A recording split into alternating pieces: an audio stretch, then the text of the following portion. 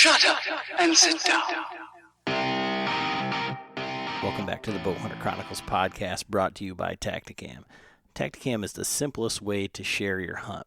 From the easy-to-use and budget-friendly Solo to the latest and greatest 4K 5.0, Tacticam makes it easy for you to relive or review your hunt. Check them out at tacticam.com.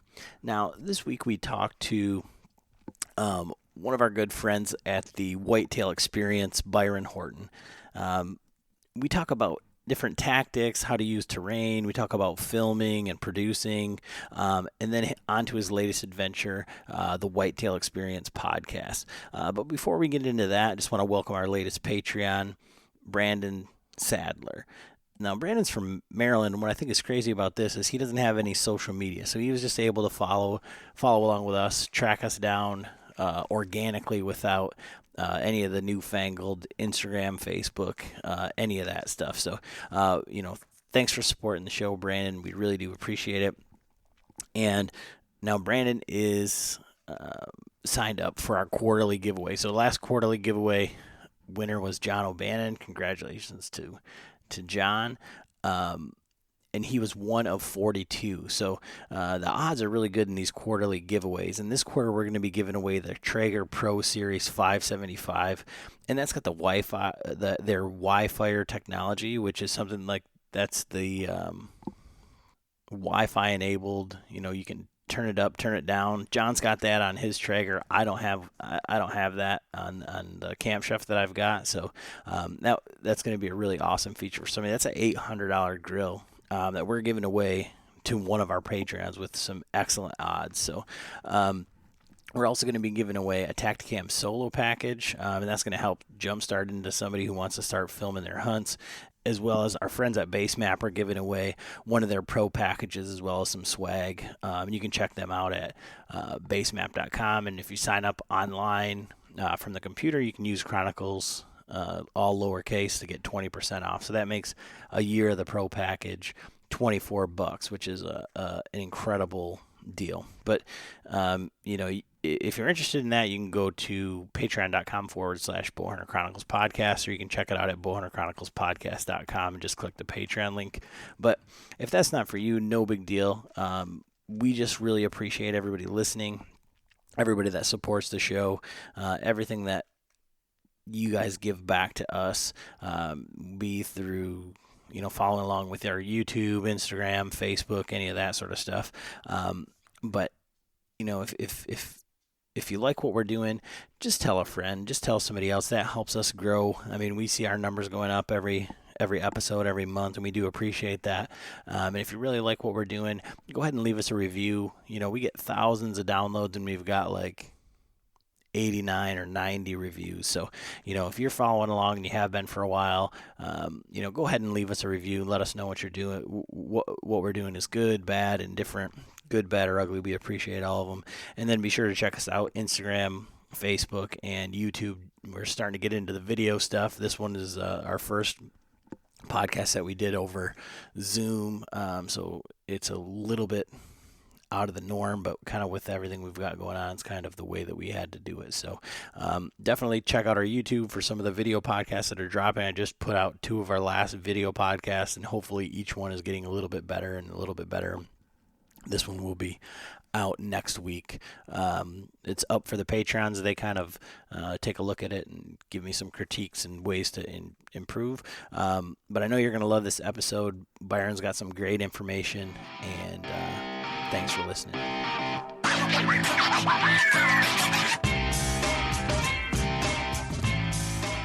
Hey everybody, Adam and John back with another episode of the Bowhunter Chronicles podcast, and we're sitting down today, again, another one of these strange COVID, new to us type things, doing a Zoom chat here with Byron Horton from the Whitetail Experience. So if you guys are following along with us and you're not following along with the Whitetail Experience, you're really missing out, because these guys, are basically 2 or 3 steps ahead of like where we're at. When you talk to Byron and Dave, he'll say, we're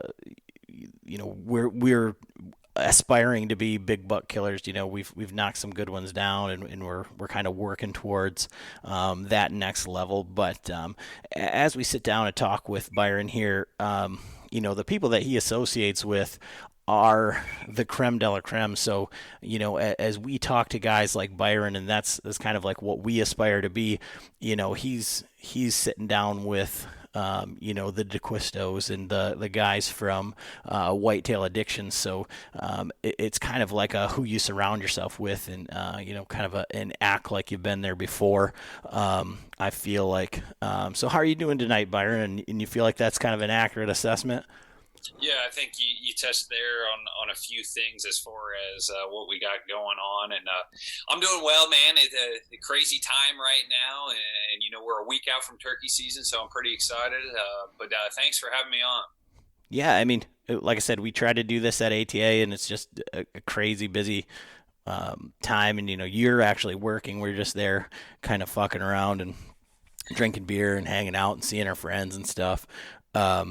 So it's kind of probably a little different for you, but I know you like to talk tactics and you like to talk all the fun stuff. So give us a little bit of history on you and the Whitetail experience and kind of what you guys do, who you are, and all that. Sure. So the Whitetail experience was, we're a group of guys that one day decided, sitting there working on a truck, that said, we've knocked down a couple public land bucks. Let's make a run at filming, and let's see what that looks like, and try and piece together some stuff that we were big fans of Whitetail Adrenaline, and so that was kind of the birth. And this is rewind about 5 years ago, and since then the Whitetail experience obviously is kind of evolved, and we've built this brand primarily around like video content. Public land centered. We've got, roughly 10, 15 years experience as far as, hunting public land. And so we kind of bring some aspects as far as, tactical stuff on there, mobile hunting tips. As far as our videography has kind of evolved.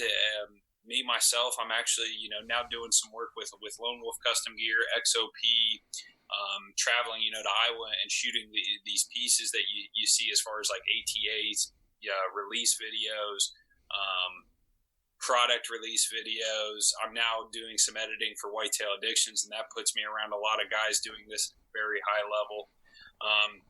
So yeah, the Whitetail experience centered around the YouTube channel, and obviously the social media kind of follows that day-to-day stuff, just like similar to your guys' brand as far as what we got going on a daily basis. And so with yourself, kind of I alluded to, and you talked about, you guys have put down a few good ones and this and that. I love to hear your story.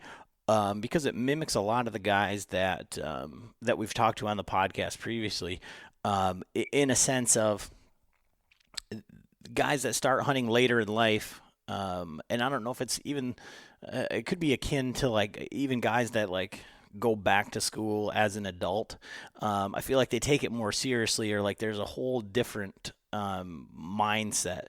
And so when you talk to guys that haven't had a hunting mentor, they start later in life, it just seems to be like those are the guys that kind of figure it out. Can you talk to us about your journey as a hunter? Yeah. So I actually got introduced a little later. Like I was 17. I went out for a gun season. 18, 19, I was, crossbow hunting with a one-piece overall suit that I borrowed from somebody in a Horton used crossbow. And then after that, I went to college, and I was like, okay, I've got to hunt public land because I had no other access, and I kind of had to start figuring it out. And part of like the background of the Whitetail experience was I feel like I was very tricked by the industry. I was sitting there in college, and I would like sneak into the dorm that had the cable package and watch the Outdoor Channel. And I'd be watching these guys kill, 130, 140 plus inch deer on food plots. And they'd rattle them in, they'd grunt, these deer in. And it was like they just, hunted a few times, same stand. boom, a big one would show up and they'd kill it. And so that's how I thought you had to hunt. And I thought, you needed food plots, Carbon Express, arrows, rage broadheads. I thought products killed deer. And so the Whitetail experience actually kind of, one of my like goals or messages with that is kind of showing that's not the case.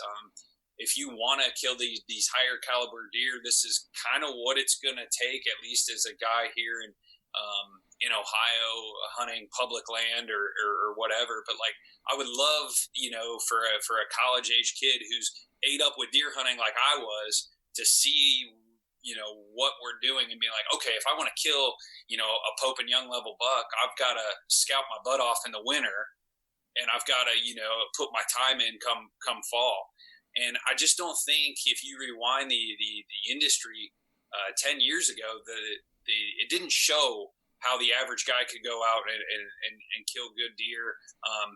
And whether that just be, and I know you guys are in Michigan, and I'm not foolish, enough to think, okay, a guy kills a 90, 100-inch deer in Michigan. That's like being here and killing, say, that 130, 140 class. Like, that information I don't think was as prevalent, say, 10 years ago. And so, like, I think that kind of has directed to me at where I'm at today and kind of showing that journey.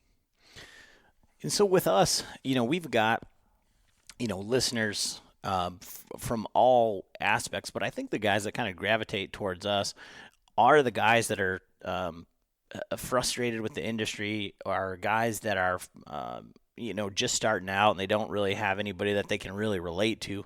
And that's kind of why we started the podcast, because when we started the podcast, man, I mean, I guess if you looked at the day that we jumped off and actually started podcasting, that's when everybody decided that there wasn't something that they could relate to. And so there was a bunch of podcasts that have come and went, and there's a few that have stuck around. But, for us, it was just like, we've got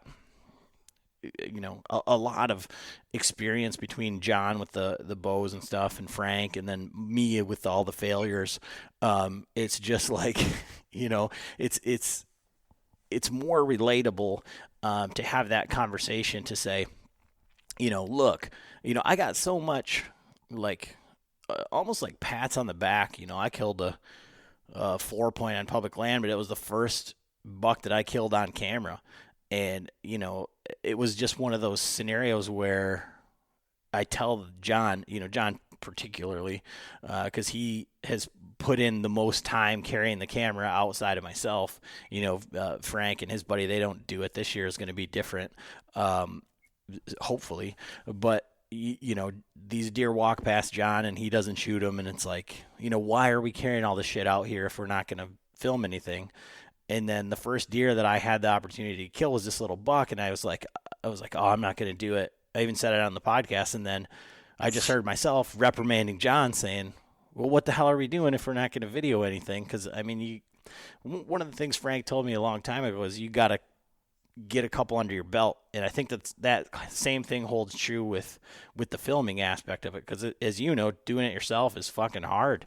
So, but by posting that video and posting that picture, so many guys were like, we're so happy to see somebody that's posting a 4-point and, owning it and, saying that they had a blast and it was about that experience, rather than just saying, well, yeah, I shot one. It's not the biggest buck, but sure, that sort of thing. So, I mean, it's just one of those unfortunate things with quote unquote the industry, that, even with social media now, where it's hard to tell who's the industry because of pro staff and this and that and the other thing.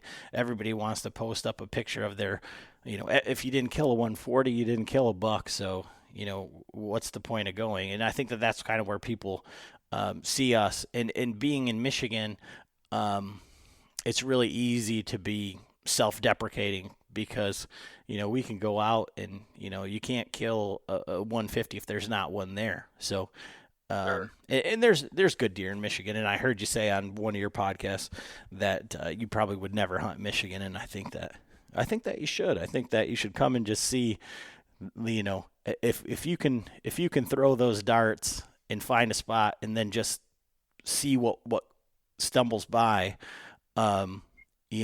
it just, I mean, because we've hunted Ohio, and it's completely different than Michigan, just by the sheer number of bucks and the sheer, I mean, everything that we saw.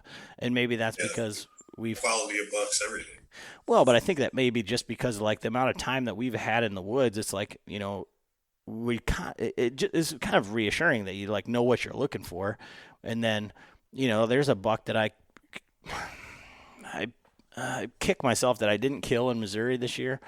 It wasn't big enough for me, but I've never made that decision before. I've never had to say, well, that one's not big enough, really, because I just, shoot deer as they come by. But, you go out of state and you're expecting something, and it's the first day, and the amount of pressure and everything just kind of screwed everything up. But getting back to it, like I say, I think that whole thing with the industry is like where this whole thing, with podcasts and with YouTube and with everything, it's kind of changed the whole dynamic of the industry. So from your perspective, being,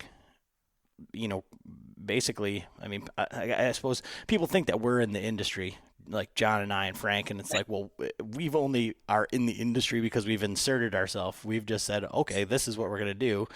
And we just keep talking, and, some people listen, some people don't. But from being actually working with brands and people that are putting out, hunting shows, I mean, you're editing, Whitetail Addictions, which I don't know how that's going to be produced. Like, is it going to be a show on TV? Is it going to be a web show? Is it going to be, there's so many options now where, like you said, 10 years ago, it wasn't. So what do you see from the industry perspective, from saying what you were exposed to when you started out to now? Yeah, I think the amount of information out there is a more realistic aspect, especially with podcasting. I think information for guys seeking very detailed information on how they hunt or what certain topic they're interested in, from even say like a habitat improvement guy who's got 10 acres. There are podcasts and YouTube videos galore on how to make a 10-acre hunting piece of property the best you can. And there are plenty of YouTube videos and podcasts on guys hunting, let's say, the mountains of West Virginia. I think the industry is in a very it's changing rapidly, especially in the last 5 years. YouTube is now somewhat more popular than carbon TV in some aspects, and the fact YouTube could take all the hunting shows that are there away overnight is a very real fact.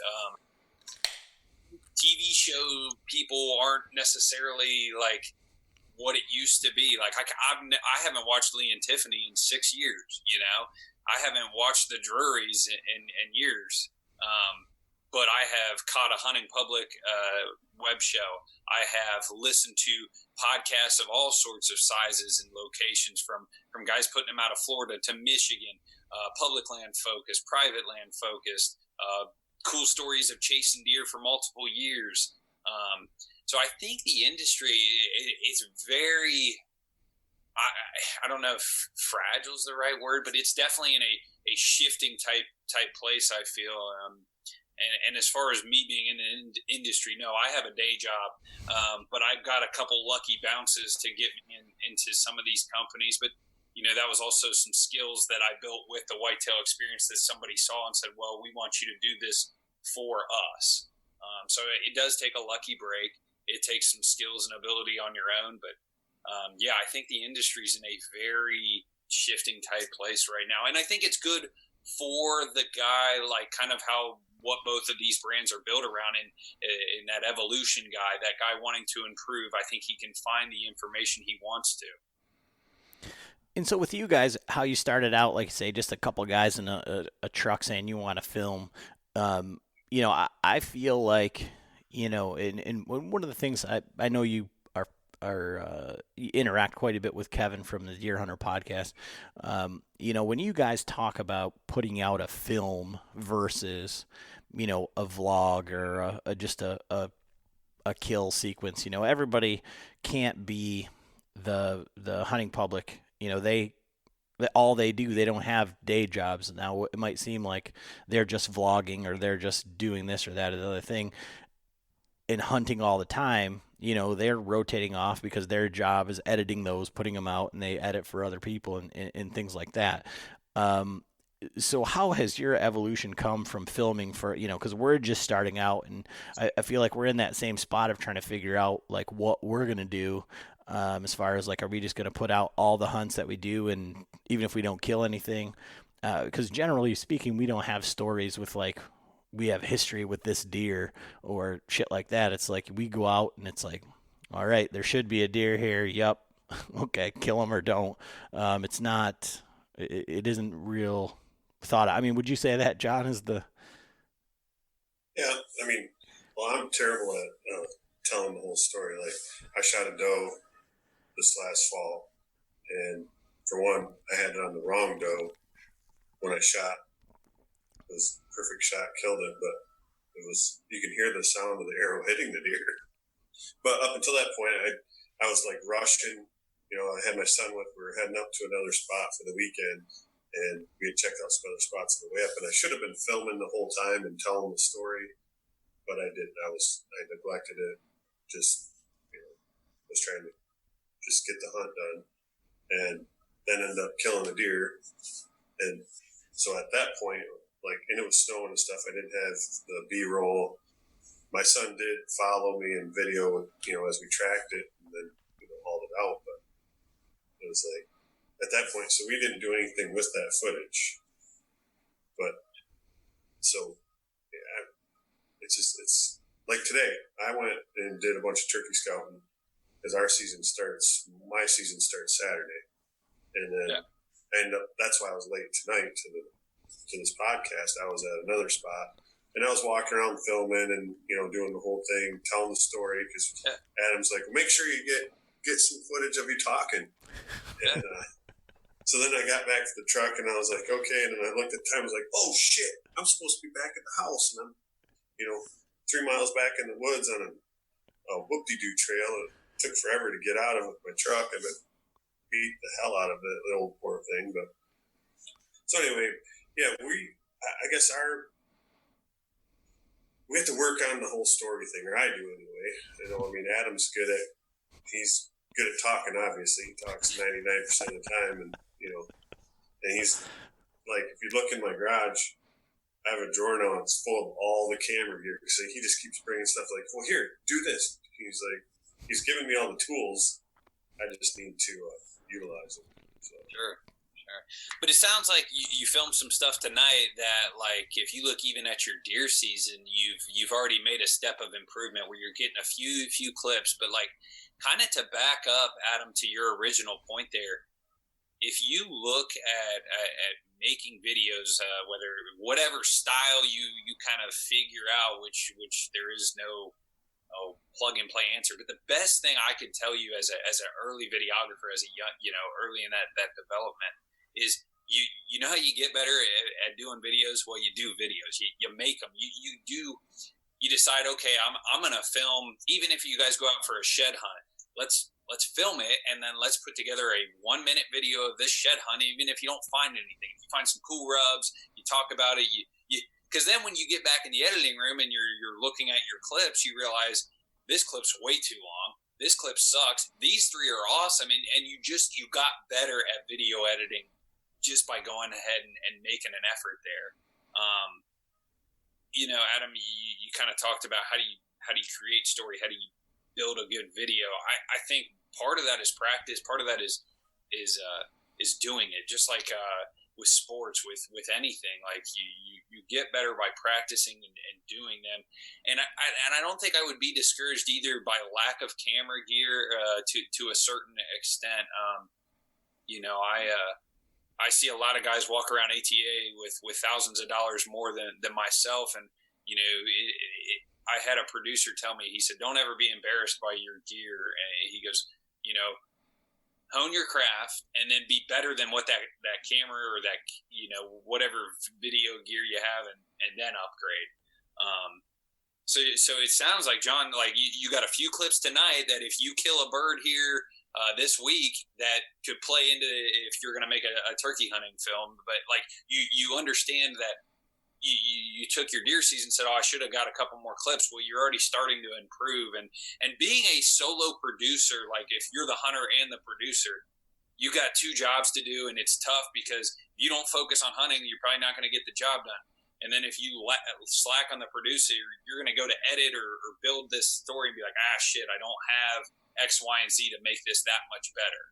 But it's a conscious effort to do both, and it's a pain in the ass to do both.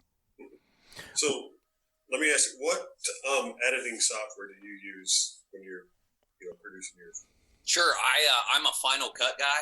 And I started though with iMovie, because, most guys can get their feet wet, and that program I think is either free or, very low cost if you don't have it.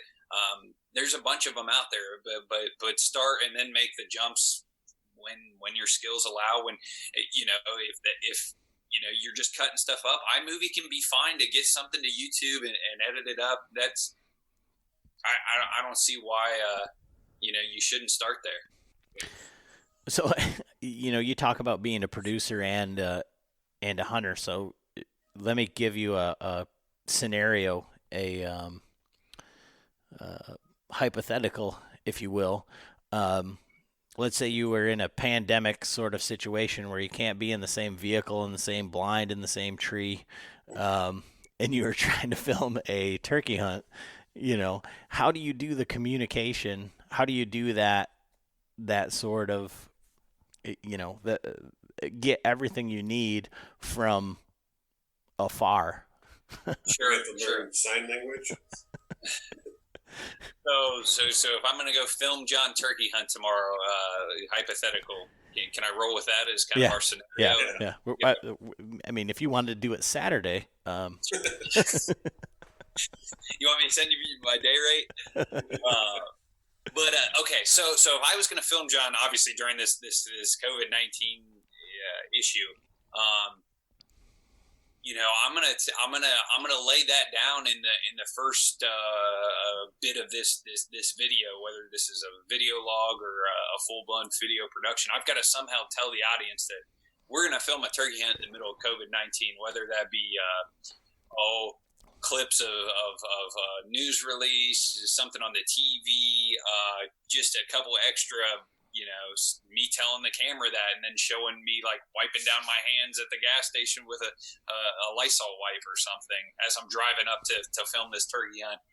And knowing that if this is going to be filmed at a distance, we're going to definitely have to utilize some wireless mics or shotguns, shotgun mics, and then everything that we're filming, we're going to have to film two cars pulling into a parking spot, and John's getting dressed at the vehicle over from me, and I'm getting dressed here as his cameraman. I'm probably going to try and get a couple clips of us getting dressed 10 foot apart. Maybe I yell at John a few times as we're whispering, going in the dark, social distance, if he gets too close to me or whatever. But I think you got to play on that, and as far as, setup, you got to set up 10 foot apart, but, maybe you get over his shoulder. You probably should work out some sort of hand signals if you see a bird or, it's going to be difficult. But that's kind of how I would start to build that thing up. Yeah, because, I was thinking about, I think, like I said, the way that we've got this set up, this year we're going to kill one, and then we're going to go up to high five and be like, oh, shit, we can't celebrate this thing. What a day. But those are the things that are gonna come, after the fact. It's just gonna be odd, like I say, for us, it's just a matter of we're committed, and it's just putting the pieces together. I think one of the things that we both need to get past is not necessarily the fear of failure. Because you're going to have to start somewhere. And I keep telling John that, we got to start somewhere. It's just a matter of getting it done. But I feel like we do our best to put out a good quality podcast.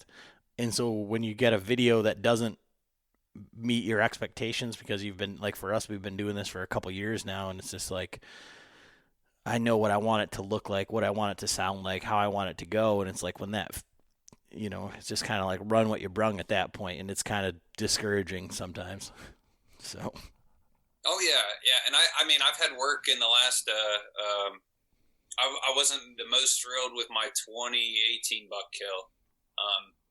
As far as how I put it together as a producer, and a lot of that was just a little bit of slacking, I feel like, of my infield production, because that's 60% of it or whatever is done infield. But yeah, it does happen, but you got to start somewhere. Yeah.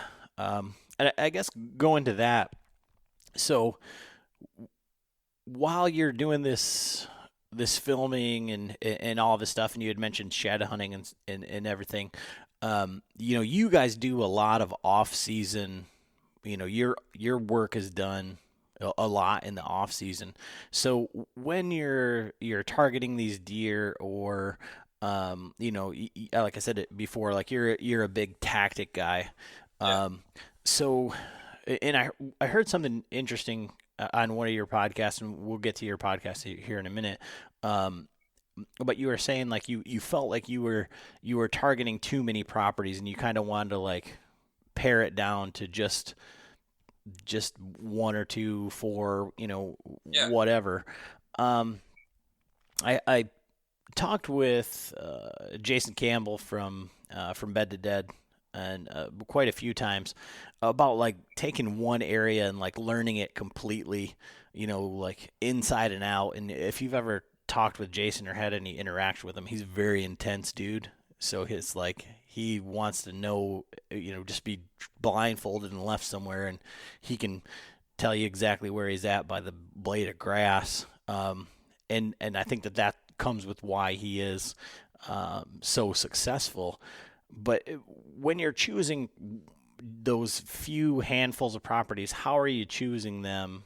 And, like, is it because of the deer that are on there? Is it because it's one that's easy to hunt, access to your house? I mean, because we talked a little bit about it, where it's, for the average working man, you've only got so many hunts, so much time, and it's that time management. So how are you choosing those properties, and why? Sure. So general breakdown, I probably hunt 60% big woods, 40% farm country. I would say, your point as far as a couple years ago, I was probably hunting 6 to 7 pieces of public. And I felt like I was spreading myself a little too thin. And now I've dialed that number down to almost, we'll call it 4, maybe 5 true pieces of public, and spending majority of my time there. As far as knowing a piece through and through, I think that helps. And I think, learning these areas year over year, I'm starting to be able to walk a lot of these areas and be like, yeah, there was a good one in here this year. Or, for whatever reason, this piece, whether it's just not showing me that buck sign or deer sign in general, like, I can tell a piece has gone a little bit colder, or maybe I notice a couple extra ladder stands in a certain area versus they weren't there 2 to 3 years ago.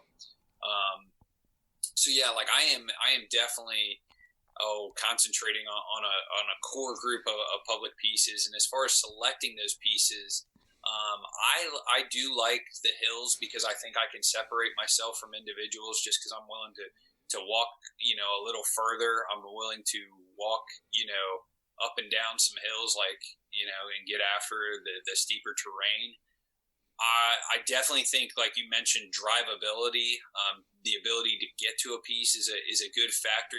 You've got to have stuff that you can get to after work if you're going to do a weekday hunt. Some people have lives that allow for that. Some people don't. And, I really don't. I could drive 2.5 hours and cover most of the state, but that's just not as easy to do on a let's say a grinding type late October, where I'm trying to hunt as much as I can. So I try to stick to roughly around an hour and a half from home. I do try and look at pieces that are farther from metropolitan areas, as far as towns and stuff. And I obviously try to avoid stuff that's in the search engines. Mm-hmm. Yeah, John, before you got on here, we talked a little bit about where we hunted that last time in Ohio and the amount of people that we encountered there. Oh, yeah. That was ridiculous. Yeah, proximity to large cities is a big deal. So I get one of the things I wanted to ask you about, because of tactics and things like that. People, our listeners, Patreons, a lot of the questions that we field, or I field, are, they want to know, okay, what features are you looking for? And a lot of it comes down to, I don't know, maybe like the real general principle type stuff of like, are you hunting rubs? Are you hunting scrapes? Are you hunting this? But one of the things you had talked about when you're looking at a topo map, and that's one of the questions that we get a lot is features on a topo map. What is it that you're looking for?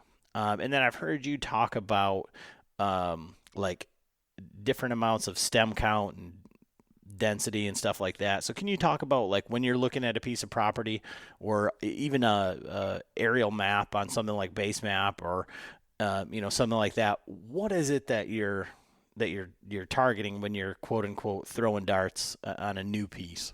Sure. Are we talking big woods, or are we talking farm country? Because I will kind of go about this a little different. I mean, if it's completely self-serving, John and I don't hunt any farm country at all. Okay. But I know we've got listeners in Kansas and Missouri, and that hunt kind of everything. So it's sure. So let's we'll kind of steer this away from farm country and go kind of more of a big woods habitat type, and that's where you kind of talk more about topos in general, I feel. So what am I looking at initially?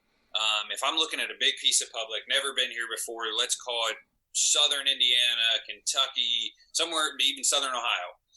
And what I'm going to look at first is big picture. How does this piece of public sit in the bigger map? Are there maybe agriculture that runs down one side or another?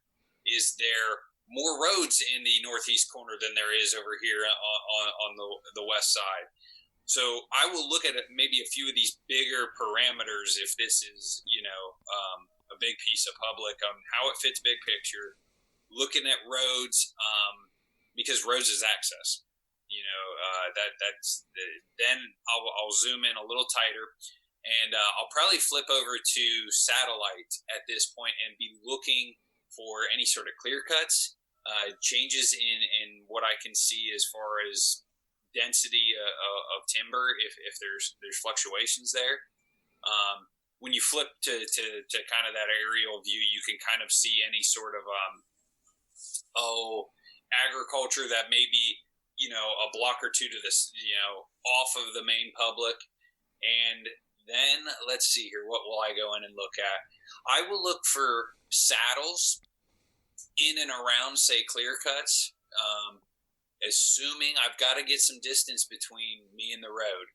I look for hogbacks, which is people call them all sorts of different things, but if you've got a big ridge that runs north south and you've got some sort of cut or hogback which runs up that, and there's going to be a point where that hogback stops, and generally those deer will not want to go up and down the hogback. Are you guys familiar with the term hogback or cut?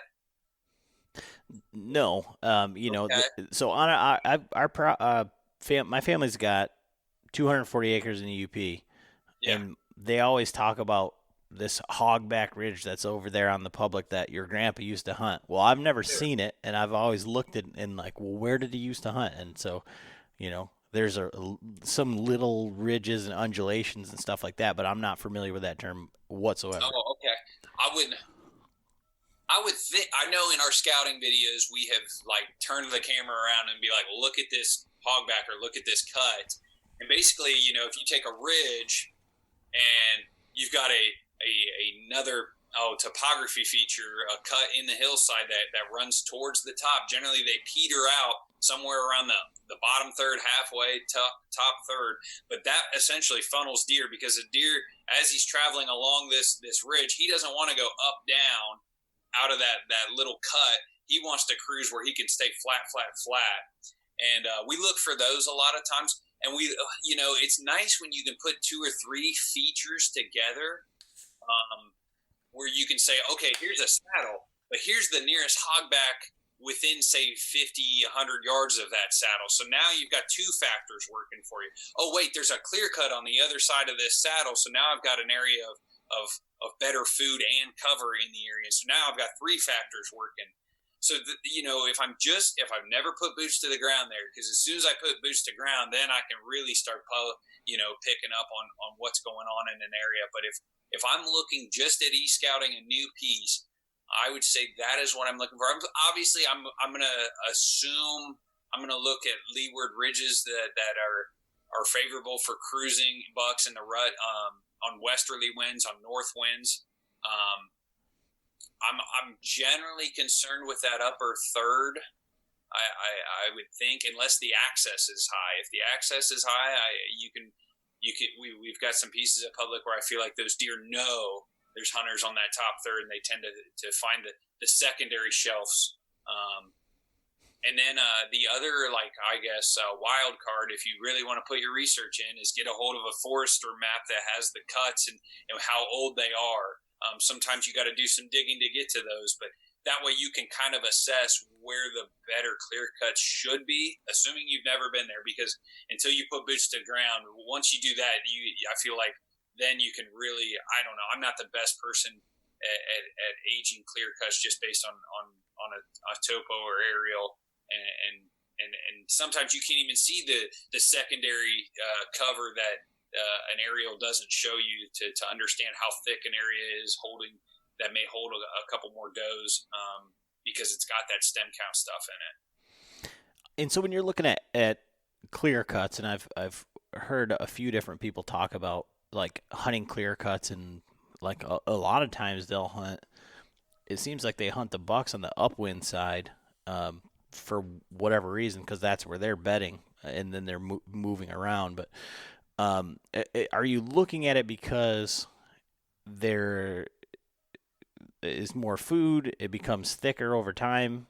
Sure. Or I mean, because I can think of right now, there's area not far from where John was just scouting tonight that was clear cut like 2 years ago, but it's from the road, and they just clear cut everything. And sure. We've hunted deer back in there, and I know that there's some bucks in there, and it butts up to one of the other properties that we hunt. I mean, within a mile and a half, of just straight woods. Right. But what are you looking for in those clear cuts, or how are you utilizing them? Sure. So a clear cut one in general is a sanctuary. So I like that because a deer can survive gun season pressure, which is important. How I utilize them is, I feel I'm finding more deer in areas that have a variety of cuts in ages, and I think too it depends on what is in the seed bank when they do these cuts. Of what comes back. Is it more briars, browse, or is it woody, stemmy habitat? And until you walk them, you kind of don't know or whatever. But it also depends on how they face. Do they face east or kind of east to south and catch more sun? Northern cuts don't tend to get as grassy sometimes, or as briary sometimes. They tend to be more timbery. How I use them is I tend to scout those if I'm putting boots to ground and kind of let what I find tell me how the deer are using it. Deer will bed in those. Deer will eat on those. If you walk the edges and you can tell that stuff's been browsed off, and you're finding deer shit, like obviously that's an area holding deer late in the years generally because you're scouting in the winter. I look at some of the best access trails to and from these clear cuts? You know, can I pick up on a saddle that's not necessarily right next to the clear cut, but leads right to it after a couple hundred yards? I wouldn't be afraid to hunt in a clear cut if it was kind of a little bit, you could navigate it, if you will. If I plan to do that myself this year in an area that's got, you know, trees, we'll call it softball, baseball bat round, and then obviously some bigger ones because deer can navigate this thing. But you know, that's one that I can navigate as well on the ground. I plan to hunt those. I'm trying to think how else I really utilize them. I think clear cuts are something you got to put boots to ground or at least observe for some sort of range, because there are cuts that deer I feel like feed more around because it's grassy, it's brushy, and it hasn't fully popped. And then once they hit that roughly 2 to 5 year mark, I mean, that's just a thicket of everything for deer, and so that's I just look at them as a huge bonus, and it's both bedding and feeding. But you know, I try to find some of these other stuff that we've just talked about as far as terrain to allow me to hunt them. If I've got a nice oak flat next to a clear cut, that's a pretty good October ambush type point, because you know those deer don't have to move far from that cover. So they're just a key factor in the overall what I'll call big woods approach. Okay. Yeah, I mean, that's kind of like the scenario where what I'm thinking about this place, because there's definitely an oak flat right next to it.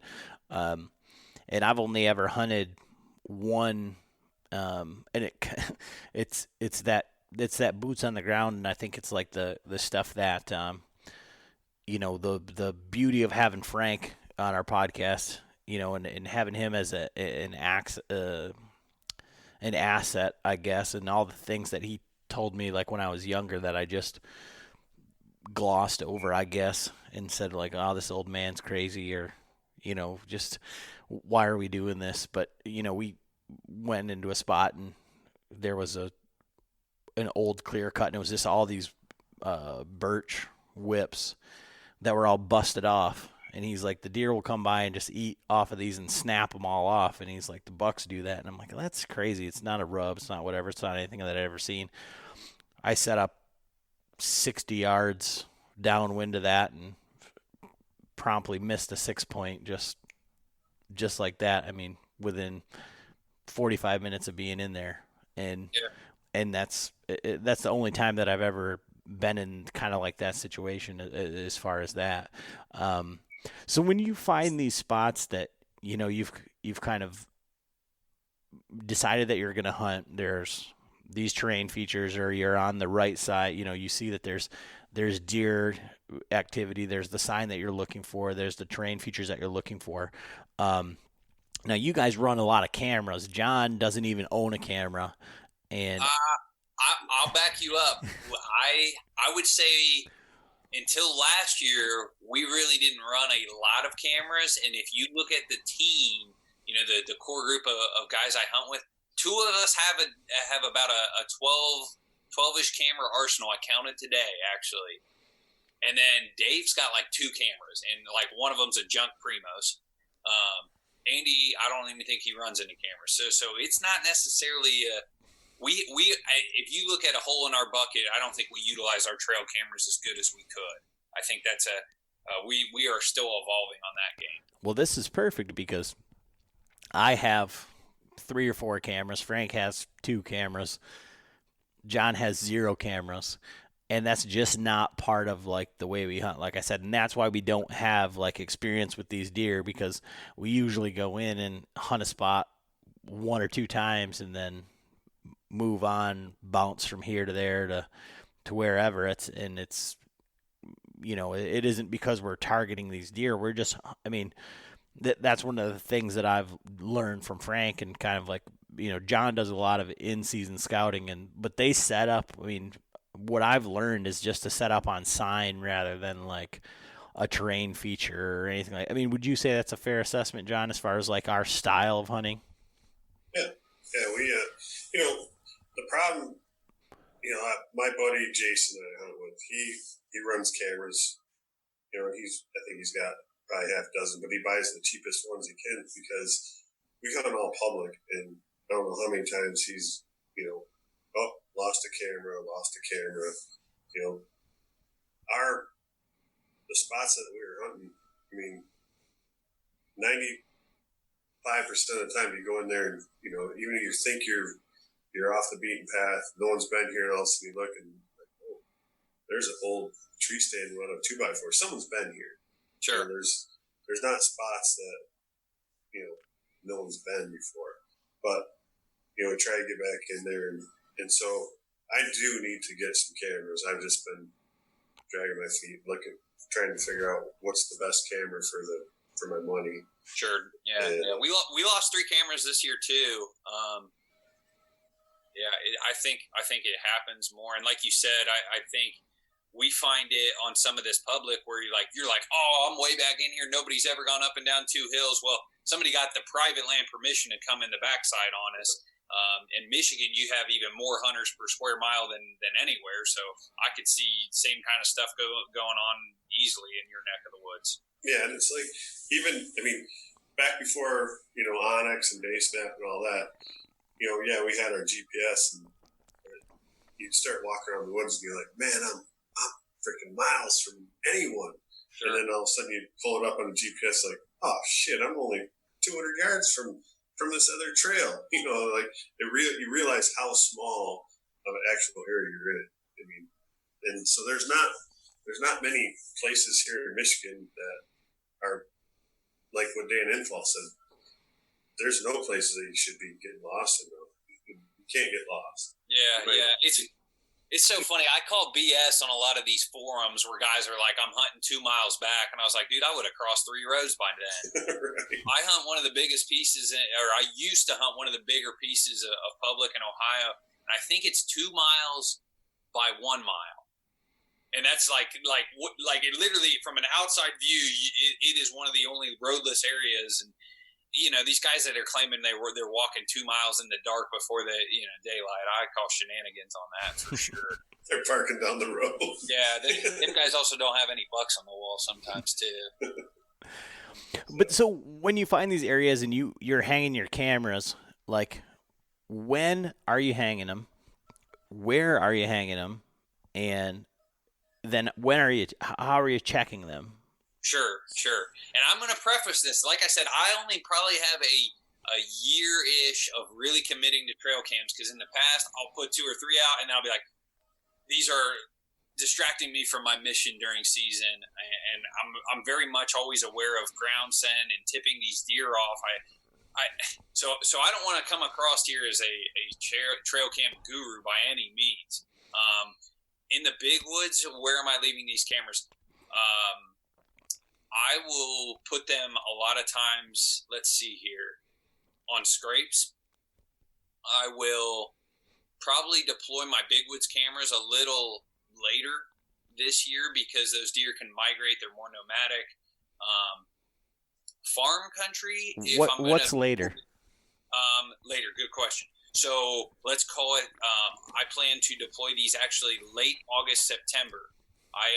I got done with a phone call with a guy out of Southern Ohio. He's Cisco, big buck killer, has done it at a high level. And he's he knows my schedule. He knows I'm a busy guy. And, we just got to talking, and he's like, you might be just better off, using your man hours if you're going to deploy cameras, say traditional earlier summer. Let's call it July 4th to earlier in the year. You can go ahead and do that on farm country. You can figure out where the beans are and deploy that way on kind of related to the bean fields, whether that be a good creek crossing, corner edge of a field, good trail system going to those beans. That's where I'm going to deploy my farm country cameras, and I'm going to do that once I know where the beans are going to be.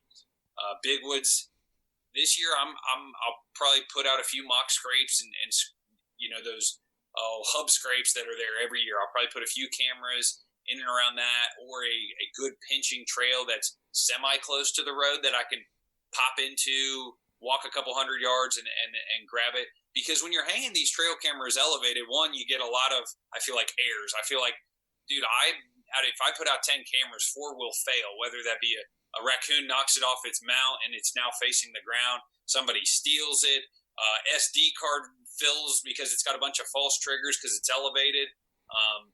I'm not going to sit here and paint a picture that stuff doesn't happen. Like I said, I probably have 40% of my trail cams fail.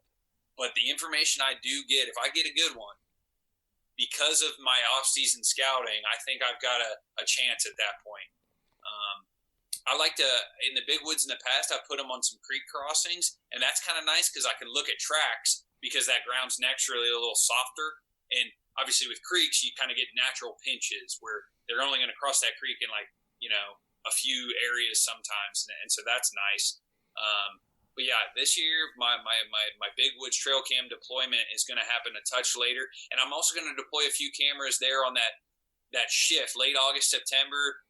Bucks are migrating into the big woods a little further. The acorns are dropping, and the velvet's coming off. So a lot of shifts are going on right there. Those deer are kind of repositioning, and I feel after talking with some guys that those big woods deer, they'll put up with a little bit more because they're so nomadic. You can kind of get away with ground scent and kind of intruding a little bit, assuming you stay out of the better bedding points. Okay. And so when are you checking those cameras, or, the ones that are close to the road, you can check probably a little bit more frequently because it's not so much of an intrusion, I would imagine. But then how far are you hunting from those? I mean, we've talked to guys like, oh my gosh, Scott, who hunts the UP and hunts these dense cedar swamps, and his trail cameras might be a mile away from where he's hunting, but he knows that this is the travel pattern. So he's just trying to locate one of these deer. Sure. My farm country cameras, I'm just trying to gather number of shooters in an area, and I really will never hunt the edge of a bean field, or I will never hunt that trail right off a bean field for the most part. I'll never hunt some of these more obvious trail camera deployments in farm country. Those cameras I can get to a little quicker and easier, so I'll try and put them out here over till about even July 4th. And something I think I'm big on is we are all working guys. We all have families. Like if you've got time in May and nobody else is doing trail camera stuff, but you got a free weekend from the wife, go get those cameras out, because you don't know if I plan to deploy my cameras June 15th. You may roll your ankle and not be able to walk June 15th. Like I really feel like when you've got time and you've got something to get done on your Whitetail calendar, get it done. So kind of getting back into your when am I checking them, what am I doing? I still like to let these cameras soak long term. I don't do any like 2-week checks, 1 month check in the summer. I really like these cameras to be out there for at least a month and a half. The longer the better for the most part. And my once we kind of are looking towards some of that deployment that we talked about in late August, September, those cameras obviously will go out. And let's say I find a good oak flat in a big wood section that is hotter this year, and it's got the oaks, it's got the deer tracks. I kind of want to know if a big one's in here. Let's say I'm going to deploy that August 30th, end of August. I'm going to try and slip in and check that camera if I happen to, one, be hunting in that area, because generally we got to drive to these pieces. They're an hour plus away. Somewhere around that opener, if I can slip in there a couple days before the opener on a rain, great. If I can't get to it till October 5th because I hunt a piece that's, within 20-minute drive, then after that hunt, I'll go grab that camera and look at that intel. Obviously, when I'm going in there to grab the camera, I'm scouting. I'm getting a visual on what's going on in the woods.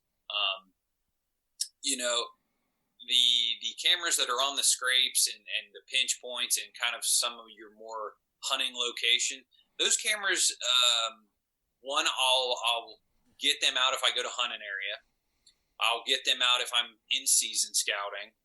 And I may not get to pull those until after the year. Once hunting season starts, I don't necessarily do a lot of scout or camera missions. That's an area I'm trying to improve on, because I do see where I'm scouting on my way to these cameras, and I can utilize a picture knowing I saw a couple good rubs on in another area, and I got a good buck on trail camera. My skills are to the point I can connect those dots. But like I said, I haven't run too many cameras for a long enough time, and the better cameras, the cameras that are a little more reliable. I had a few of those wild game innovation cameras right after college, some cheaper stealth cams, and can you really rely on those? But now I'm to the point I'm buying the better cameras that are more reliable, because I realize, hey, I just spent $20 in gas to get to this piece. I need that freaking camera to do its job. So I didn't send you this ahead of time, but just from what you're saying, sure. We talked a little bit about. I did send you that I wanted to talk about goals. Yeah. But one thing that you mentioned in there was shooters, and so I'd imagine that you're just by seeing your content, hearing you talk on the podcast, you're basically talking about Pope and Young and bigger. Yeah. Based on where you're at geographically, like I said, for Michigan, I feel like that's a pretty heavy thing. So I just want to know how what was your evolution, I guess, to get there? And do you think, like we talked about earlier, like the people that you associate yourself with, has that changed, like what you view as a shooter? Just, I mean, because if you're editing videos that are Boone and Crockett bucks and they're passing these giant bucks, does it go back to that, what the industry used to be, or what it is now, where Lee and Tiffany passed these 7-year-old buck named Jimmy because old Ted's over there and they're gonna kill him tomorrow, So loaded question. So let's look here. You mentioned, I did that on purpose. That's okay. So when I deem the term shooter and how has that evolved, what am I looking for? So I'm kind of looking personally. This is kind of my goal, and this bar has kind of gone from a 120 to now. I'm kind of looking for a 130 inch plus deer. Obviously, he comes in, I got a thing for wide bucks. He's 22 inches wide. He could be 100 inches, 90 inches. I'm probably going to shoot him. I do a decent amount of scouting. I do a decent amount of shed hunting, glassing, and trail cameras. Going into last year, I knew of one deer that was 140 plus. I knew where a bunch of 118 inch 8-points were. And then there was a deer that was in the 130s that I didn't think he was going to be there because of small game pressure, just based on where I'd seen him a few times. So it's not like I've got all these shooters lined up. But I kind of know if I play my cards right at this point, and I put in my time, my effort, I can get onto a 130, I believe, with my skills and abilities. And I will say this, I messed up when I was going through this evolution by passing deer that I had no business passing. I can remember in college, I had a junk climber. I was on a piece of public. It was like October 15th. It wasn't even close to the rut. And I passed like 115 inch 10 that, because I'd watched all that stuff on TV, I was like, oh, he's not big enough. Dude, that would have been my biggest buck today if you put the perspective of public land, limited time, because I was playing college soccer. Like, why didn't I shoot that deer? I can think of another time. I had a piece of private property that I was hunting on the weekends, and it was in a good section of Ohio. And I was sitting there on a public, and I had a 120 inch buck come in, grunting and pushing does at last light November 2nd.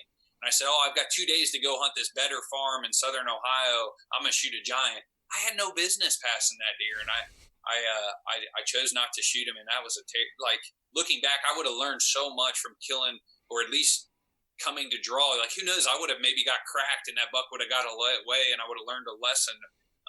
But I really messed up, I think, early in my career by trying to hold out for something of that really high caliber, that the industry had painted that picture of probably 130, 140s.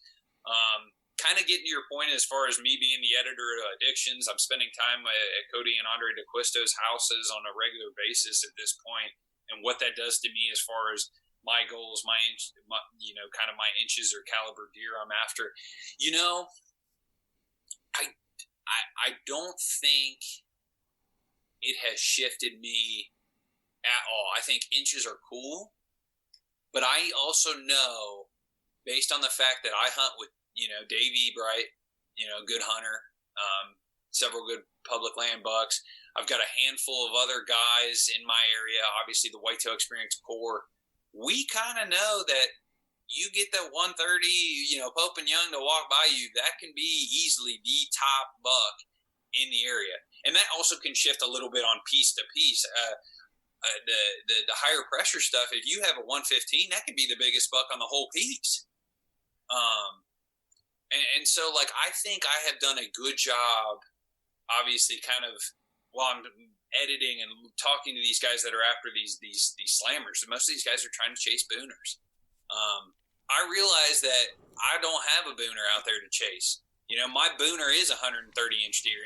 And Cody and I have had a very cool conversation around, Byron, you're trying to kill that top, let's say, 10, 15% deer on public land that maybe he is a 135, 10 point. He goes, he's trying to kill the 175, on a farm in Iowa, but it's still chasing that top percent deer. It's just there's a different in inches, and he knows that and he respects that. And I think we've spent enough time in the timber and setups that he looks at me and he goes, okay, like, what you're doing, I get it.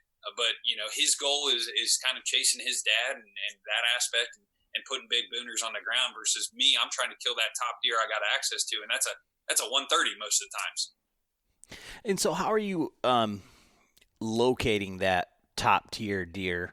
And one of the things I'd mentioned to you that I wanted to talk about was glassing. Like, I tried that last year because there is a piece of farm country kind of deer that I was driving around looking for deer, and that's one of the things that's kind of what got me to target buck beds, and our listeners have heard it before, but like that's the first time that like I knew that I had to switch from my climber because I couldn't find a tree, and I had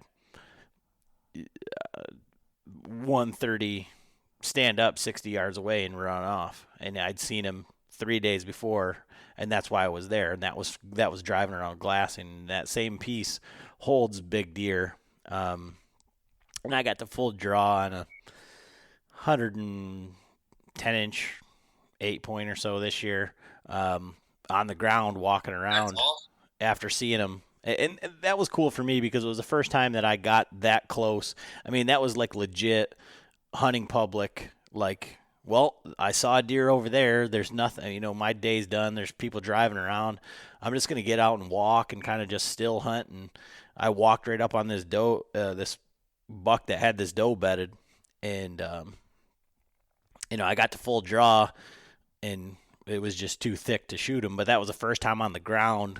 And, like, it was like me and him eye to eye, and it was like 2 more steps, and I had to let the arrow go. And then when I went to fucking let my bow down, when he turned his head, my release clicked on my thing, and I shot right in front of me. Doink. Oh God! It was awesome. But that glassing, when you talk about farm country, is way different than big woods. Now, John has a completely different story where he's driving around and sees what, I don't know, damn well could be a booner here in Michigan, and, then locates him in the swamp and goes out there to chase him. But how are you using glassing, like, on these like big woods type things? Or farm country is a different, because you've got all these big open areas and things like that. So so I don't do a lot of glassing in the big woods, to be 100% honest. I'm a working guy, so if I've got time, let's call it after July 4th-ish, if I'm going to glass, I do stick to farm country, just because it's those deer migrate so much in the big woods. Like, they may not even be visible from the road. It's just, to me, that's not a glassing game. For me at this time, I have a buddy who hunts some stuff, and he does some glassing on hay fields in his big woods type habitat, and he'll drive roads in the summer and do that. But me personally, like, I don't go to my public and glass, the big woods public and glass. I do farm country glassing, and I think kind of a quick tip or tactic that I like to deploy is, people are so good at looking at their weather apps during season. You live and die by that thing. But like in the summer, if I can see late in the week, like I could probably get out and do a glassing mission, but I see Friday's high is 10 degrees colder than Thursday's. Well, I'm going to set the wife up so I get all my stuff done. And hey, Friday, like I'd like to maybe go glass, and I'll utilize that temperature drop, or maybe I see a front coming through. If you can catch one of them rainstorms where that temp drops, 15 degrees, that like final half of the day because of a rainstorm come through, I swear I think those deer are a little more on their feet those nights, and those are the nights to go glass. It's funny, we're doing that actually with turkey roosting. This next week we open Monday, and I sent a text message to the group of guys, and I circled a few of the better weather days, because we're not turkey hunters by any means, but it seems like they're a little more vocal on those better weather mornings. The sun comes up and they seem to chirp more. So we circled the better 3 days out of the next 10 to, if we're going to do any preseason turkey scouting, that's when we should probably go. Okay. Yeah, I mean, I think, John, with your history of driving around and shining and kind of utilizing that, that's something that I've never done. And so how have you used that, John, like with your 100% public land hunting? John, you guys can shine up there? Yeah, we can shine like every month of the year except for November. November you cannot shine at all. Oh, that's a good rule. I like that. Well, Adam, that's a pretty cool topic. Let's dive into that. Like, talk to me a little bit about how you've kind of utilized that. Are you utilizing that in the big woods kind of type habitat? Not so much the big woods. We can shine up till 11 o'clock, so it's kind of tough in the summer because obviously it gets dark, 10:30, sure, 10 o'clock. But as we're getting in, closer up to the season start, like I'll utilize it. Like last year, I know there's some private and some ag fields around this big swamp area that I hunt, and that's where I'd seen, a dandy buck. Yeah. And then I started putting the puzzle pieces together, figuring out. And I know like a couple of the privates are hunting clubs actually. Oh. So in order for this deer to survive and be this big, he's got to be back in some of the nastiest stuff. Sure. And getting away from people. So, but I ended up, my wife and I went out to Maine for a color tour in October. And so for our opener, and I didn't get back until, I didn't start hunting until 3 weeks into the season. And by that point, I think he had already been pressured out of from where I was going. But sure. That, and we had a ton of rain and everything was super wet. And I did hunt out there twice, and the first time I hunted out there, I almost ended my season. I almost quit just because it was so terrible. Like, no one would ever go out there. I almost left the tree stand. Our listeners have heard that story. Yeah, that's called retiring. You should ask my counterpart, Dave. He's retired several times on difficult hunts like that, or he threatens retirement on a bad hunt like that. Yeah, I almost retired on the first week. That clip that you put out that Dave recorded, I sent to John, and he's like, I've never quit filming. And I'm like, no, that's for hunting. Yeah, he missed a big one at like 7 yards, and like he gets done dropping like 3 or 4 F-bombs. He goes, if you can't F and shoot him at 7 yards, you might as well retire, or something like that. And I was just like, this is emotional gold, because a lot of people been there, and 10 years ago that would have never been shown anywhere in the hunting industry. I think it's great that guys like yourself are like, oh yeah, we all been there. We only have so many. Like I said, this whole filming thing for us is all an evolution of failures. I mean, I've got a whole bunch of misses or bad hits or what. I mean, and like our turkey season last year was only missing. I got a really nice. You hit him. Well, a little bit. Yeah, God. And my big fat ass running across the field trying to chase him down, and and then we got a video of a really nice buck. 100-inch buck, whatever. Frank misses him twice. I mean, what are you gonna do? But you got to put that out there, and I mean the the bird that Frank missed last year, the turkey, I had to let the audio run because they're like old men, like grumpy old men, like arguing back and forth, like women about whether he should have shot or whatever. What are you doing? Let him stop. I mean, I just had to let the audio run, and that's kind of what the whole thing. I mean, I just had some stickers printed for our Patreons of my father-in-law pulling an arrow out of the tree, the one that he missed on camera.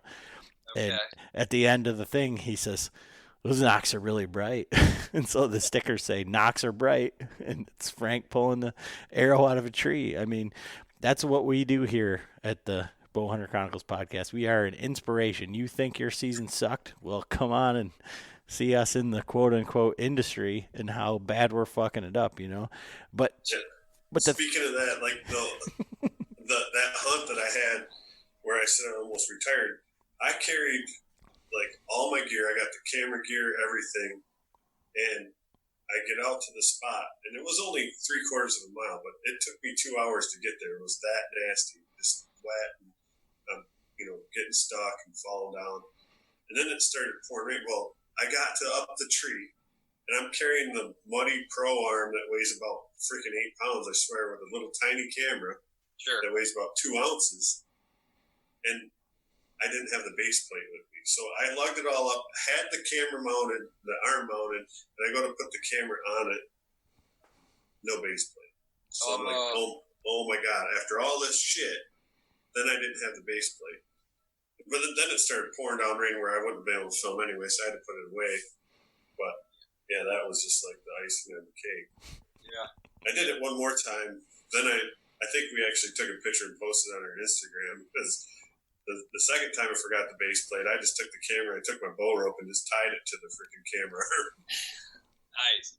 And you film long enough, that stuff's going to happen. I had it one time, and I had a shooter, a borderline shooter, and I think if I'd have had my camera arm, I'd probably shot this buck. But it's the same thing. I brought the arm, and I didn't have the base that goes on the tree, and it's just going to happen. That's part of it. And it's funny too. You mentioned like you went on this like real difficult hunt. Like I feel like what also like separates these guys is like doing these terrible hunts over and over and over again. Eventually, it's going to work. Like I feel like that. Like you just described a hunt that sucks. And if it's easy to. I guess it's easier to do one time. But if you did that hunt like multiple times, I gotta think you'd luck into something. I think that separates a lot of guys. Yeah. I went back there when it froze up, and I wore my waders, and that was a mistake. By the time I got busted through all the way out there, and I went to get up the tree, my waders froze solid. So ended up and by the time I got out there, though, there was no sign. It was like, wow. There's a spot that I hunt that I know that there's good bucks in there, and I think I bumped one out of there coming in from the backside, and no matter which way I go in, it's 3/4 of a mile. But every time I've been in there, it's been waist deep water. Like I can't navigate the path through this water. And I wore hip boots, and I went over the hip boots. I wore 16-inch boots. I'm over those, but I really do feel like that's you say that's what like sets you apart from everybody. I would say to me is like that, like outside of shooting a 4-point, getting it on camera, and being able to share it with my father-in-law and document that whole experience. The whole documenting the thing is completely, is a visceral experience in itself because you can share. It's something that you have forever. It's one thing to tell somebody something. It's another thing to be able to show them exactly like what happened in that.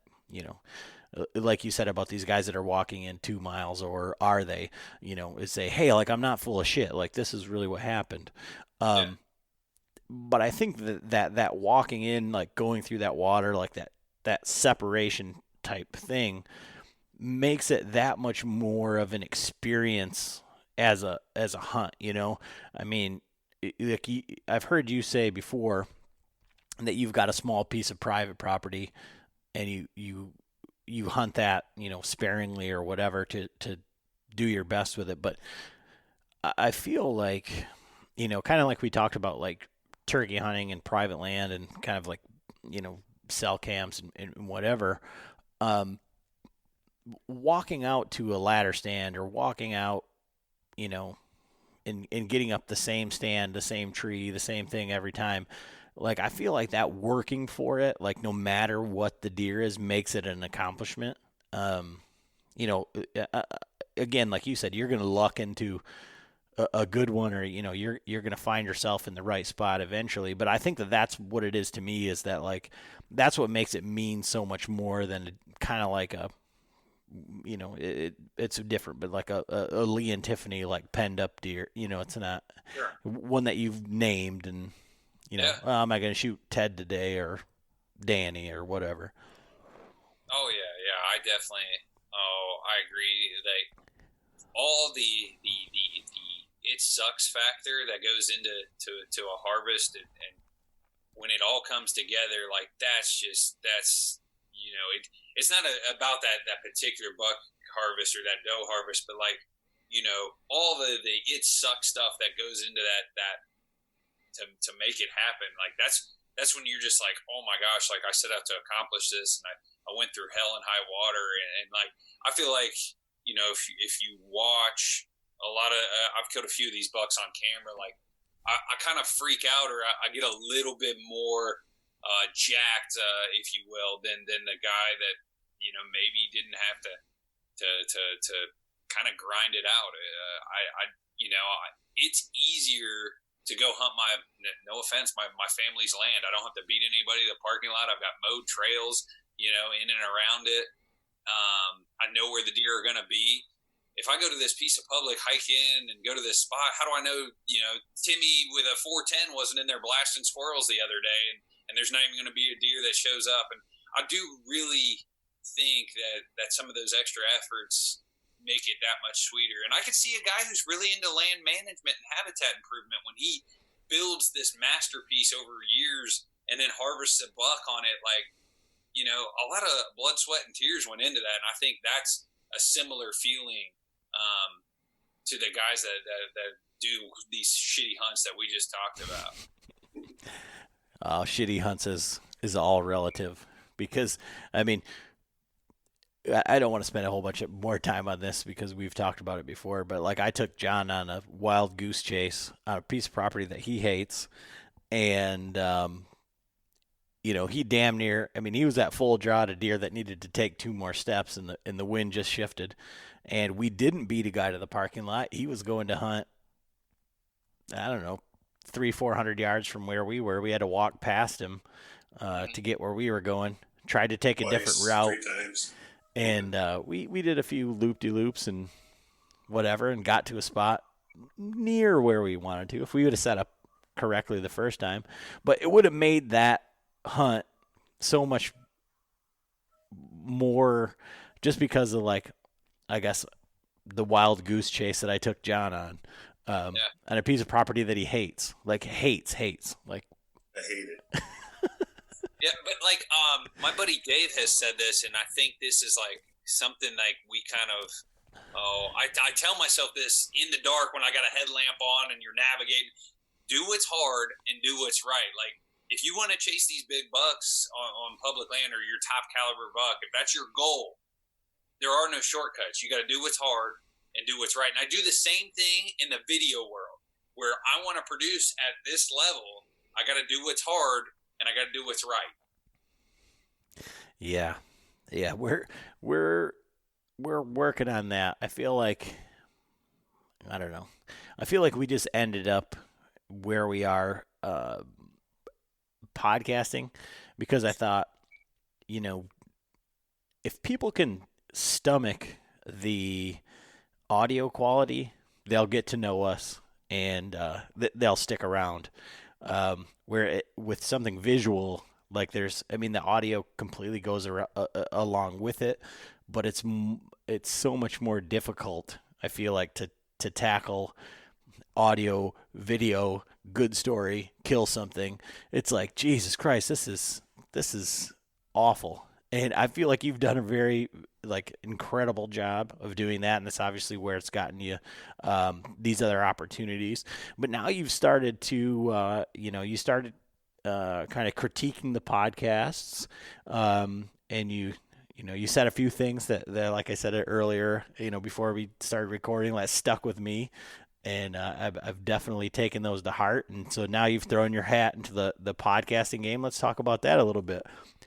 Sure. So I did for a while I was doing a podcast update, and my goal there was as a podcast fan, you'd hear these conversations, you almost want to partake in it. And so my goal was, hey, take this little tidbit. I also did it when you guys had Range Fairy on. I was like, if you're into arrow builds, here's a couple of my quick takeaways, but you got to listen to the whole thing because it's really good. Now we're kind of dabbling into the podcast realm, and as far as we've got 7 episodes out there. And I just think it's not going to be the core of what we do. Obviously, that's all the video stuff. I think our brand is kind of built around that. The podcast is an extension, but it's going to be coming obviously from our perspective, where we're in this evolution stage. We have, topics and talks around deer hunting, especially for the mobile guy, the public land guy. I feel like I'm somebody that has some access to a few of these guys from Whitetail Addictions, from the DeQuistos, but a lot of it I think is going to be me and Dave talking about, we learned this, and if we'd have known this at 18, I think this would be a cool topic for that guy going through that evolution stage. And that's, I think, where we're headed with that. And I'm going to have on some of these addiction guys, but I think I'm going to try and steer them and tie them to guys that are eager to evolve in this bow hunting game, because I think that's what podcasts do really well, is conveying information. When you have a host that directs a conversation a certain way and gets the most out of your guests, when you guys have a guy on from Michigan or anything sort of archery related, John, you do just an awesome job of pulling the most from these guests. When you had Jason Campbell on, you get the most from him because you're essentially in his backyard and very relatable. You know how to guide that conversation. So the Whitetail Experience podcast is, we're going to try and pull for that guy that's evolving, that's hunting probably mostly public land and is very interested in being a high caliber deer hunter. And so with your podcast to this point, it's something that I have yet to dive into, and I thought I would say that it would be an impossibility for John to do just a solo podcast, to just sit there and just kind of go through. And your podcast to this point has been, kind of introductions, style, and all that, and they haven't been so much long form, Sure. So some of ours have been, 3 hours or whatever. This one has been an hour and a half or so. So going forward, and I guess from your perspective, from where you stand as a hunter, as a podcast consumer, all of that, do you think you're going to continue to do kind of like the short form, kind of like quick hitters, or is it just going to be as they come and with the content? Yeah, I do think it's going to be that 20 to 45 minute sweet spot. I think if I have a guest on, they'll go a little longer format, just because I can then pry and bounce back and forth. I plan to interview a few of these addiction guys, and I think those conversations will go longer. Dave and I will probably have a very targeted format where it's going to be let's focus on this topic. This is what we're going to hammer, and that's all we're going to do on this episode, if you will. Yeah, it is tougher to sit there and talk into the mic, but I write out my notes. I can, I take away my bullet points, and I got a little bit of practice when I was doing those podcast overviews there for a while, and so it's an evolution, and it'll I'll kind of find my style and where it all sets, just like I kind of do with the video aspect of thing. I think that'll come with a little time. Well, I mean, I've appreciated listening to it because it's like, again, I love your content, and I've said that, and on your videos and stuff like that, and you said, oh, it's not that great, or we can still improve. But I think from the perspective of that guy that is evolving and is able to say, I am evolving, that there's so many people that want to be like, well, look at me, I'm at the top of my game and I'm the standard, or this is where you should be, is completely different. There's there's very few people out there, or there's a select few people out there, I feel like, that are saying, this is what I'm doing. You don't have to try to be me. I'm trying to be better. I'm trying to help you.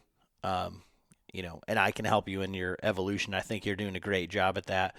And I'm really glad that you've started a podcast to kind of, take that and be able to do it on, I think probably for yourself, it's probably a much less stressful thing than trying to edit this full length video and combine you and Dave and all of the guys and get it together. So sure, man hours is much reduced, but no, I appreciate those kind words around that direction that I'm going to take and the approach and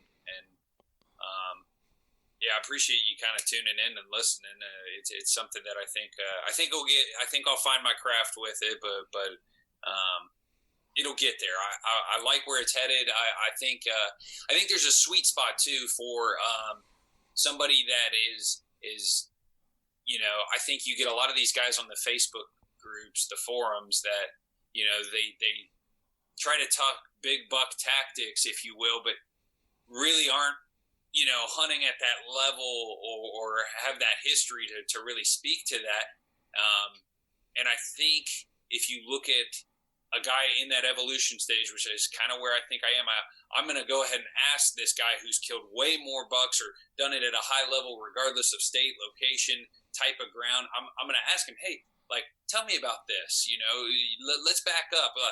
Adam, I think you've done it a few times here where you're like, well, let's touch on this a little more. I think you do a good job in something that, as a podcast host, is a key skill is getting the most out of your guests, and sometimes that is backtracking. And so I think me as kind of that evolving hunter, I've started to knock down some bucks on a good level, public land style. I'm hoping with this podcast to pull more from these guys that have done it at that next caliber. Well, and I've said it a few times, and I just continue to say it because I feel, I don't know, like I said, it becomes disingenuous at some point. But I don't feel like with our group, so with our podcast, Frank, Ernie, John, myself, like, we don't have a problem killing deer, or locating deer. Sure. But we have never really chased big deer. And so by entering into this podcast and starting to talk to these higher level hunters, is a real paradigm shift, because it, everybody wants to kill a big buck, and everybody says, well, I can't. They give you reasons why they can't do it, and then they, like my father-in-law, Frank. He's, killed hundreds of deer. Tons of bucks, but never the big bucks. And so when we talk about this sort of tactics, when we talk about these sort of measures, he says, what's wrong, with the way that I hunt, the way that I've taught you guys, the way that, and it's like, there's nothing wrong with that. There's nothing wrong with that. But it's like the things that we're trying to implement are trying to be just one more level, just trying to improve just one more little bit. And I think that that's one thing that gets lost in the shuffle, is where everybody wants to talk about,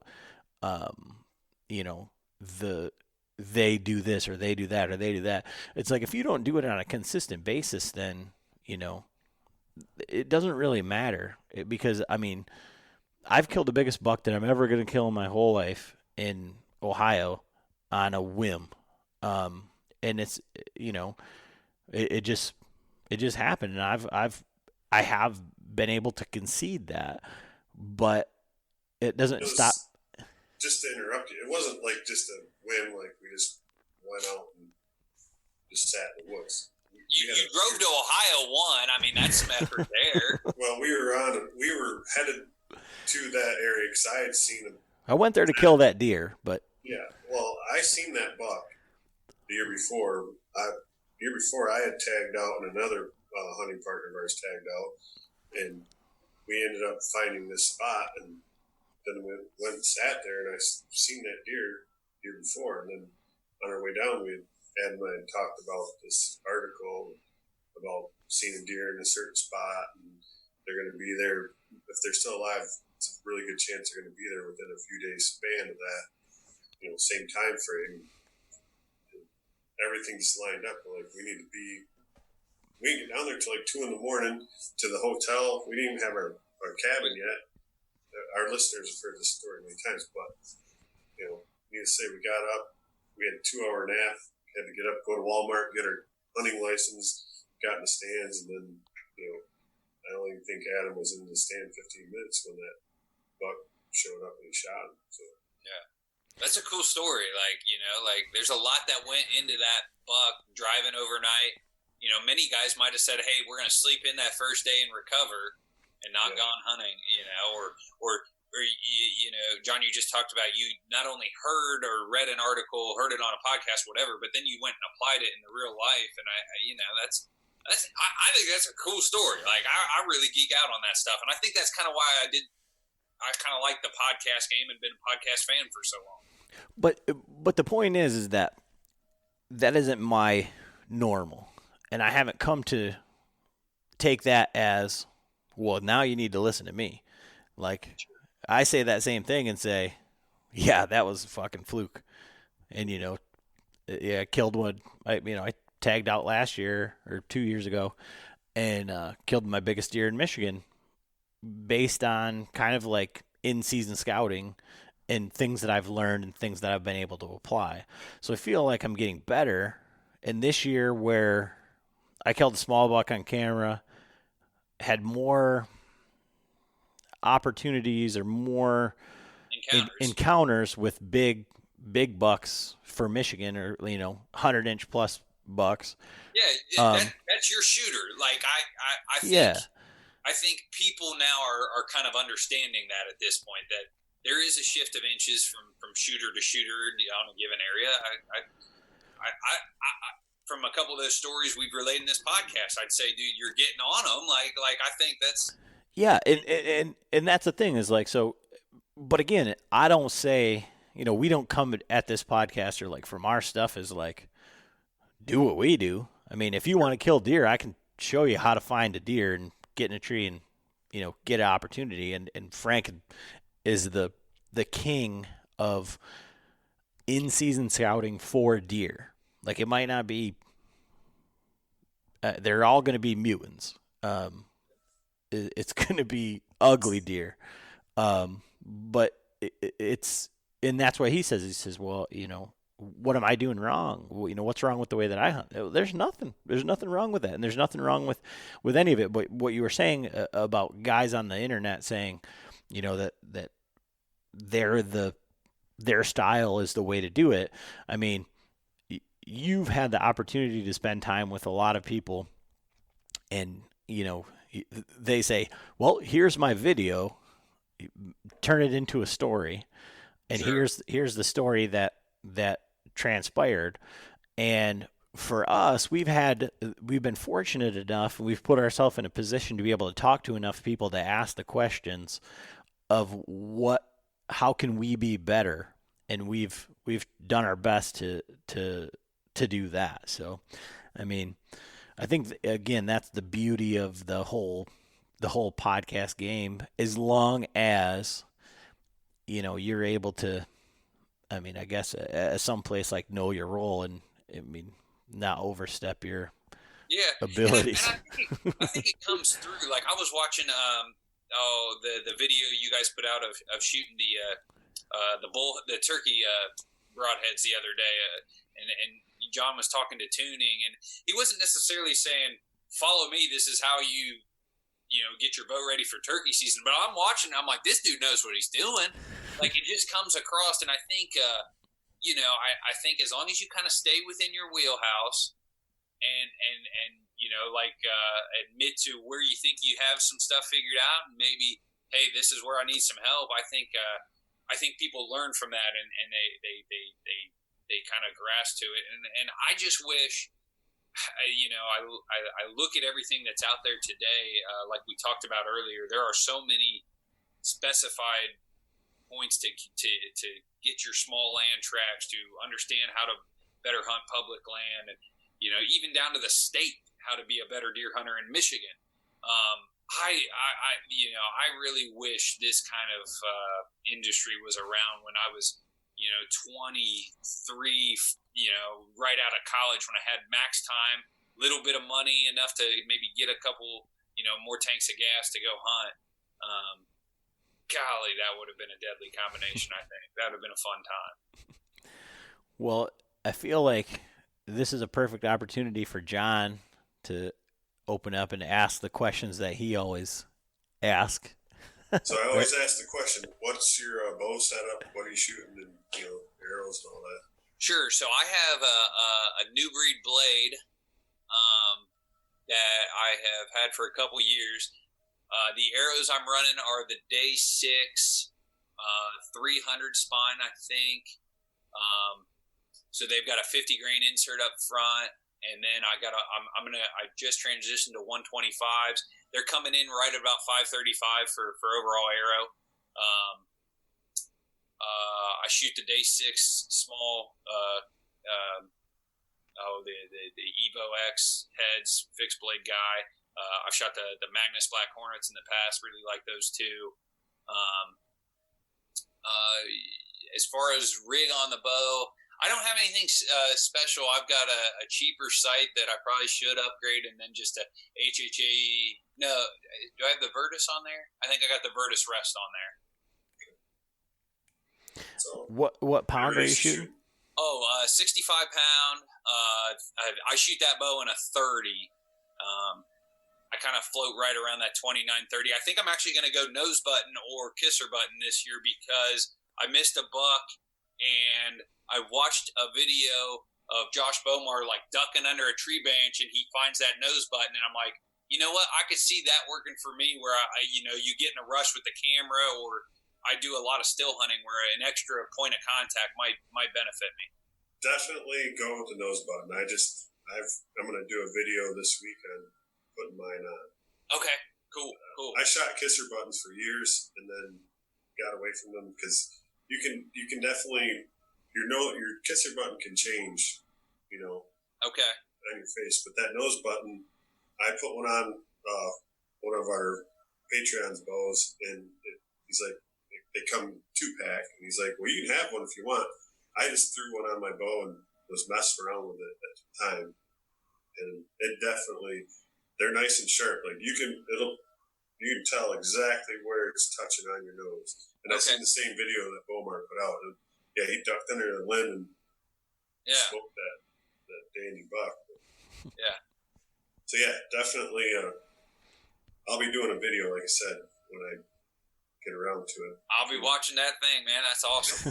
Between turkey scouting and building, my wife's listening, getting all my to-do list done. She's like, all right, when's your turkey season? She said this to me today.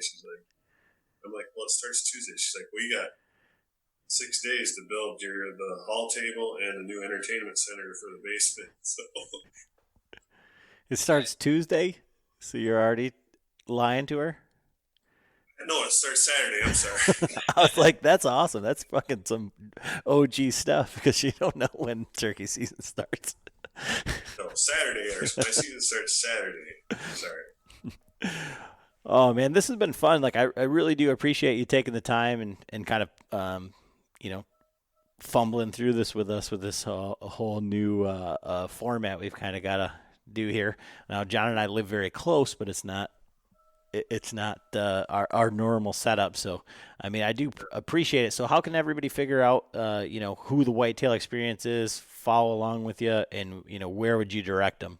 Yeah, sure. So I would go ahead and look us up on Instagram and Facebook, the Whitetail Experience, black and orange logo there. And then the YouTube channel has a couple of these hunts from the past couple years. And that channel also has some quick, videos on stick and stand height tests, building your own aiders, just a lot of stuff kind of more related to the public land guy. We do a couple quick scouting journals. So definitely check that out there. And then with Whitetail Addictions, I'm the editor for that. We're working through several of those builds. Those are going to be on the Lone Wolf Custom Gear YouTube channel. Okay. Well, like I said, I really do appreciate it, and we're definitely going to have to do this again, maybe closer to deer season, and kind of figure out, kind of what you guys have in the works, so we can follow along. Because, like I said, I always look at your guys' stuff kind of as the everyday guy, public land standard, because, we're really motivated and inspired by, born and raised in the hunting public by showing you that they can do it. Sure. And, obviously the guys over at the Hunting Beast do a great job at getting the information out. But as far as putting all of those things together with production quality and storytelling and getting it done, I mean, you guys do an awesome job. So I would tell everybody to definitely check out the Whitetail Experience, because they inspire me to be better. Thank you. No, those are very kind words on all aspects, and I really appreciate it. I do kind of pride myself on some of the videography and the production style that we kind of hold ourselves to that standard, and I appreciate you commenting on that. Well, like I said, I really appreciate it. I think that's all we got for this evening. Take it easy. All right, John. Good luck, man. I know you start Tuesday, and I assume it's bow only, right? Oh yeah. You don't even mess with shotguns. Okay, cool. Cool. All right.